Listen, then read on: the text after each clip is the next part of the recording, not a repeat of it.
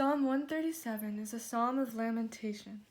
In it, God's chosen people have already been captured by the Babylonians, and Jerusalem has been destroyed. The Israelites' precious temple, which King Solomon built, has been razed to the ground. But this psalm was written when the Edomites came into the scene later on, trampling down Jerusalem even further as they pursued the Babylonians. The Israelites, who had been deported to Babylon, vowed never to forget Jerusalem.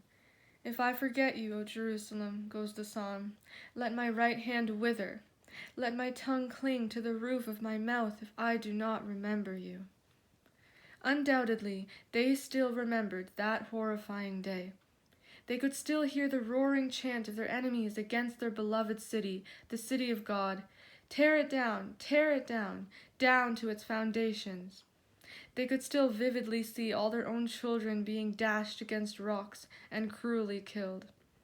In the end, the psalmist says that someday the Babylonians will be paid back for what they had done to the Israelites.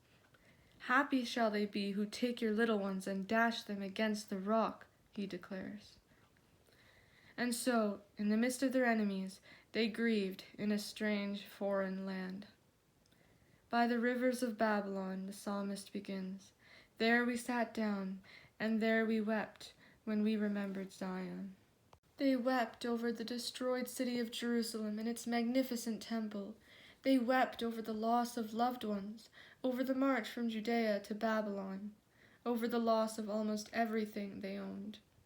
They wept over the cruelty of their captors. But they also wept because they had no song left in their hearts anymore. When their tormentors asked them for songs, they could not sing. They never sang if the song was not truly in their hearts. A song was more to them than just a performance. It was a reflection of their relationship with God and of their feelings. "How could we sing the Lord's song in a foreign land?" the Israelites respond. And on the willows they hung their harps dejectedly. And yet, at least they didn't destroy their harps altogether. They still had faith that someday God would restore their city once again. In fact, this psalm ends with a prayer for vengeance against the Edomites and a confident prophecy against the Babylonians.